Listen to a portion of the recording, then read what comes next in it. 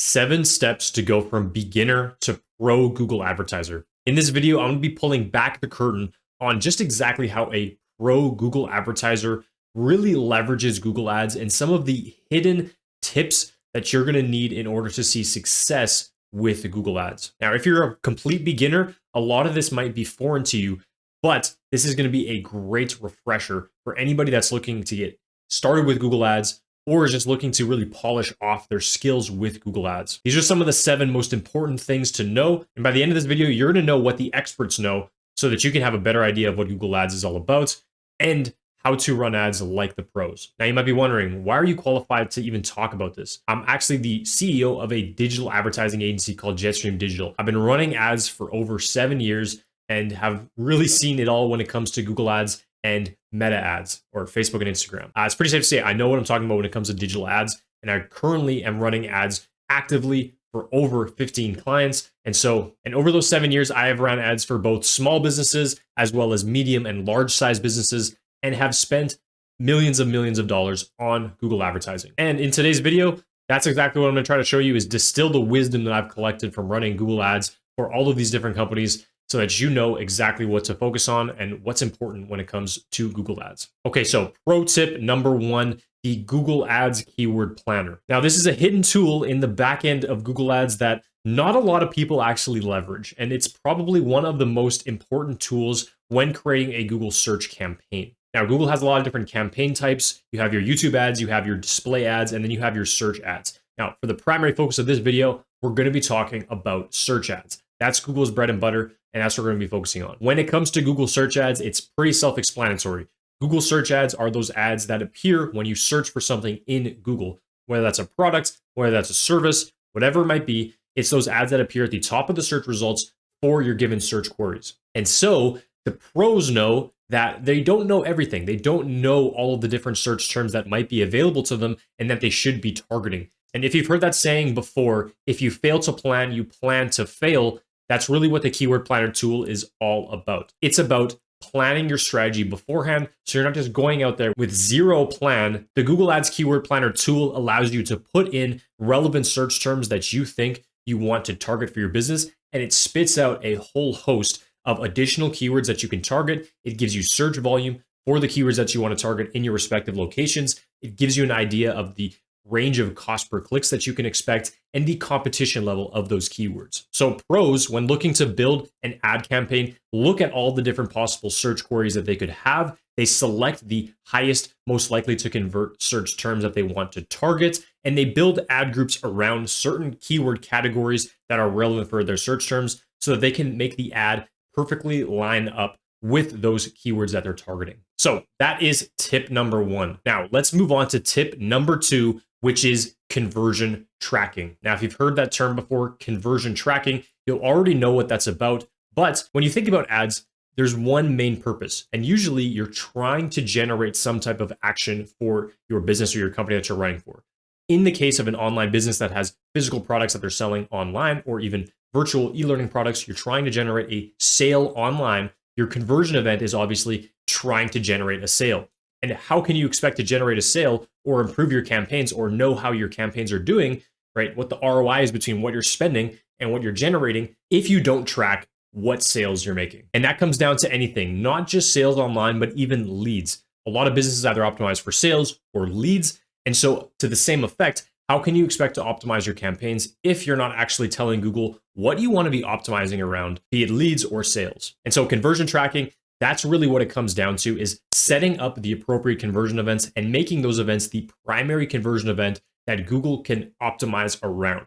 That means when you get that conversion event, Google is going to receive that conversion and know that that is exactly what it should be optimizing for, and it should be trying to get more of those conversions for your budget. And look, I've seen a lot of different ad accounts, and you'd be surprised how many times companies get this wrong or just have a whole host of random conversion events that don't actually mean anything to their business, and they're not optimizing around the right thing. And so they end up spraying a lot of money, spraying a lot of budget without seeing any real results because their conversion tracking is set up wrong. And the best part is now with conversion tracking, it's not super complex, not super technical. A lot of the online website platforms now have an integration with Google that make it super easy to easily connect your Google Analytics to your website, connect Google Ads to your website as well, and import over conversion events.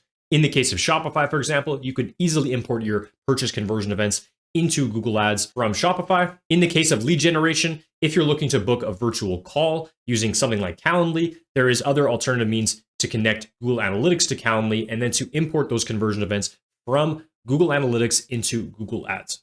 So it's by no means super easy and super simple all of the time, but there's a lot of helpful videos you can find online that will help you to set up the proper conversion events so that you can start running ads like a pro. And that brings us to the third pro tip, which is using phrase match instead of broad keyword match. Now, again, I've seen a lot of advertising accounts, and honestly, most of the time people are using broad match just because Google tells them to use broad match. And Google usually does this because it's saying, give Google as much control as possible over your keywords and your bidding and your budget. And we'll just take everything that we know about your search query in this broad match keyword, and we'll find a whole host of random things that might actually convert for that keyword. But what usually ends up happening is that there's just too much junk in that search term. You get a lot of irrelevant searches, you get a lot of irrelevant traffic that's finding your ad, and subsequently, you get a lot of bad quality traffic and bad quality conversions. And so what the pros do, instead of using broad match and letting Google kind of spray their money around to all these different keywords, they use phrase match keywords, which what that essentially means is instead of using a simple keyword term like physiotherapy, for example, and then allowing Google to expand that to all things that contain the word physiotherapy, all search terms, a whole host of irrelevant things, what it instead does is phrase match limits the actual term that you add in to that exact phrase with something before or after. So in the case of physiotherapy, what you might want to add is physiotherapy clinic near me as a phrase match. And so if any of the words physiotherapy near me or any slight variations of that with any words before or after that particular search term appears in the search result, your ad will show. So you are only showing your ads to very, very high intent people that want your services, are looking for a physiotherapy clinic, and they're not looking for, let's just say if they searched physiotherapy job or something like that, for example, right? Obviously, you wouldn't want to bid on that if you're a physiotherapy clinic and you're trying to get clients. You want people that are searching actively for a physiotherapy clinic. And so using phrase match allows you to really narrow your targeting down, get specific, and it ties in as well with the first point in the keyword planner. So you can get really hyper-focused on the keywords that actually are going to drive conversions for your business once you're tracking those conversions and really isolates which is actually getting you an ROI. This is especially important for businesses that have a tight budget and you need a good ROI. If you're a larger business and you have a large budget, it might make more sense to use broad match so that you just reach a whole range of people and you get a ton of impressions and a ton of clicks. You don't really care about the quality too much. But when you have a tight budget, when you are really looking to get an ROI, phrase match is the way to go. It just requires a little bit more upfront work to find those keywords that are actually going to work for your business. But once you have them set up, you can really just run that and know and have confidence that it's just going to show to people that are really relevant for your business and are going to generate you those conversions. And that brings us to point number 4, which is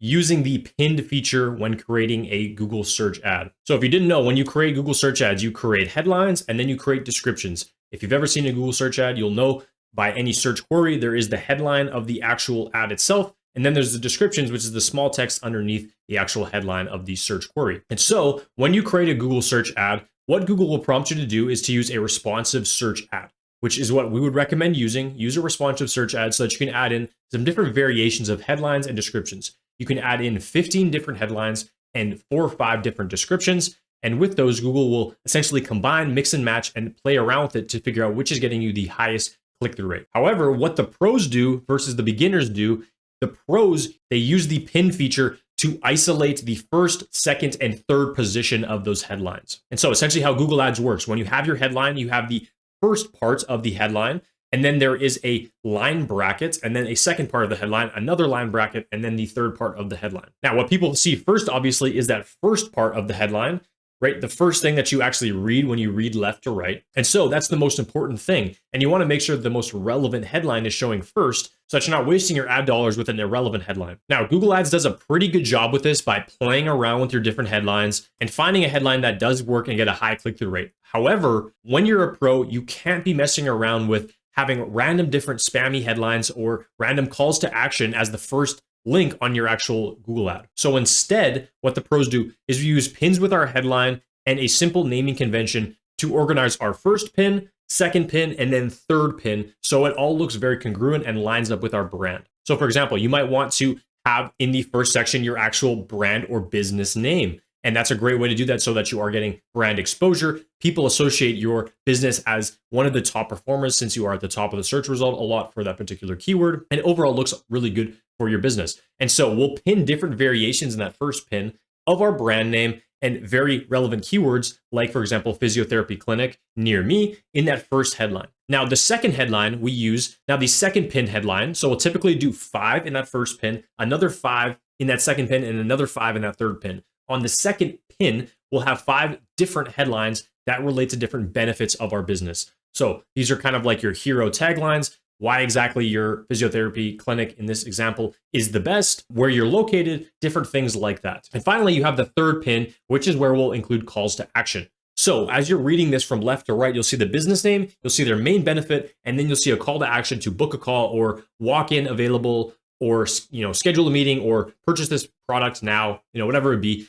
And essentially it looks very congruent because you can see the business name, you can see the actual benefit, and then you can see the call to action. And this is how Google Pros set up the ads. And it makes it very, very simple, very easy to manage because you know that your brand is going to be presented well on Google Ads. And it's not going to be a random mix of all these different headlines together that might not work very well. All right, now tip number 5, we have negative keyword lists. This is important even when you're using phrase match as when you're using broad match. When you're setting up your Google Ads search campaign, what you're going to notice is as soon as you start spending, you're going to get this whole list of different search queries that people are searching for. And regardless of how targeted you do your ads, there's always going to be some ads that fall into there. There's always going to be some search queries that fall into there that you don't want to be actually bidding for, whether they have competitor names in it, whether it's for something irrelevant like a job or, includes a resume or is a student looking to do some research, whatever it would be. You want to exclude those things that are not actually going to be customers of you, that are just looking for something irrelevant and not related to actually booking in that conversion event with you. And so negative keyword lists are a great way to create an account-wide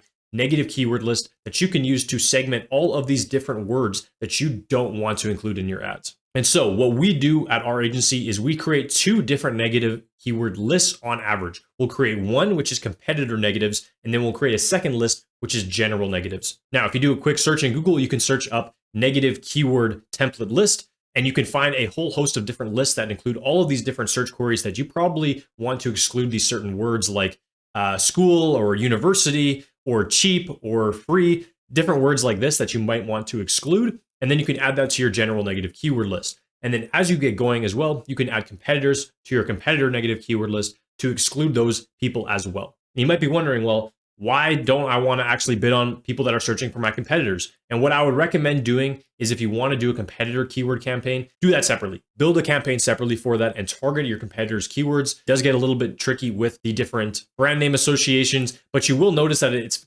typically costs very, very high to actually steal share away from your competitors if people are already searching for your competitors. So it's a campaign I don't usually recommend unless you have a very high budget. It's a good way to steal market share, but typically you're going to end up spending a lot on that. And so I'd recommend just excluding those words and just focusing on the people that are active, ready to sell, that don't have a particular brand already in mind. Now, once you build out those negative keyword lists, add those into your Google search campaigns, and then filter through your keyword lists on a regular basis, the actual queries that people are searching for to find your Google ads, and then continue to filter out negative keywords over time so that you can see over time, you just have a singular, really, really focused, really tight list of search queries that are all relevant for your business that you can see, and there's no junk that's getting in there. Now, number 6 is extensions. Now, extensions are a super, super important part of Google Ads. And so extensions are essentially those different things that kind of come out at the bottom of your Google search ad. So you'll notice at the end of a Google search ad, you have your call out extensions, which are different calls to action like book a call, walk in, shop now, free shipping. Those are examples of call out extensions.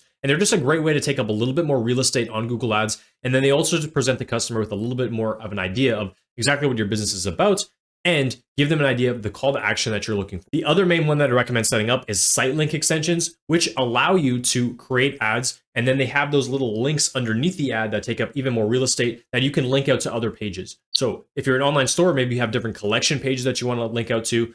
So you can link those different collection pages. You can link to your contact us page. You can link to your booking page. You can link to your about us page. You can link to your shipping page. You can link to your shipping page. Whatever pages that you want to add in there that are relevant for your customer, you can add those in as a site link extension so that it takes up more real estate and gives the customer a different journey to take if they wish to visit the About Us section instead of going to the direct link that you're trying to send them to. You also have image extensions, which I'd also recommend so that a little image shows up beside your search query. Definitely recommend doing that, and do all of the other different extensions that are available to you, as more is better with Google Ads. If they give you the option to add an extra site link extension, do it. For example, one of the best site link extensions that you can add is a phone number extension. So if you're a local business and you have a phone number and you want people to call that phone number, a lot of the time people will just do a search query, don't even visit your website, just see your phone number and then give you a call. So in this case, you can create a site link extension that showcases your phone number right directly on your ad so that people can easily call you from your ad. Now, just a little note, you're going to want to make sure to add a conversion event for phone calls linked to your phone. That's another little pro tip for you. And now we're almost wrapped up from beginner to pro Google advertising expert. And the 7th tip is to leverage a branded search campaign. Now, I've seen some really big accounts in my day, and one of the ones I was most surprised by was I saw a $1 billion enterprise software company. Really isn't direct to consumer, it's a B2B software company, and they were spending upwards of $40,000 per month just on branded keywords alone, which honestly shocked me, but they were that serious about maintaining their brand authority and were willing to invest heavily into securing people that are already searching for them, since they built up so much brand trust and affinity in their space. Now, this probably doesn't apply to you, but if you're a company, there's no reason why you shouldn't be allocating even $5, $10 a day to capture people that are searching for your brand name. It's a very simple campaign to set up. Because people are already searching for you, there's a lot of high intent and there's usually very little competition. The cost per click is typically very, very cheap. Your click-through rate is very, very high, and you don't need to allocate very much budget at all to make sure that you are showing at the top of the Google search results with a very, very effective and branded ad. And now you might be wondering, well, why would I set this up when I already show up at the top of the search results in SEO organically? And that's a great question. And it's to prevent competitors from bidding on your existing keywords. And it just adds a little bit more professionalism and a little bit more brand authority when you have a really sexy looking ad at the top of Google with a site link extensions all down the Google ad with an image extension with your phone number there, whatever it might be. It looks more professional. And again, it doesn't cost you very much. And the second reason is when you set up this branded search campaign, you can measure the overall lift in your brand searches month on month. So you can do this through as well the Google Search Console to see your SEO search impressions per month and how that's trending up. But the Google Ads branded search campaign is a great way to measure the overall brand lift from your marketing efforts and how people are continuing to increase searches for your brand on a month-to-month basis. Continuing searching for your brand on a month-to-month basis. So there you go. That is the 7 pro tips to go from a beginner to a Google advertising expert. Hopefully you're a little bit smarter now about Google Ads and how pros use Google Ads and some of the different features that are available to you in Google Ads and what you should be doing in the account to see better results. This is by no means an exhaustive list, and there's honestly a lot more things and a lot more nuances to Google Ads, and this was really just for search ads, so there's still display ads, there's still YouTube ads, so a lot more that I could talk about, but I hope this gave you a good summary. But if you did find value, make sure to leave a like. It really helps a small channel like mine grow and reach more people, so I'd appreciate that. And if I missed anything, let me know in the comments below as well. Let's have a conversation about what you think are the most important things to go from beginner to pro Google advertising expert. I'm happy to chat about that and get back to you in the comments. And that's it for me, guys. Hope you enjoyed that video. And until the next one, have an amazing rest of your day. Peace.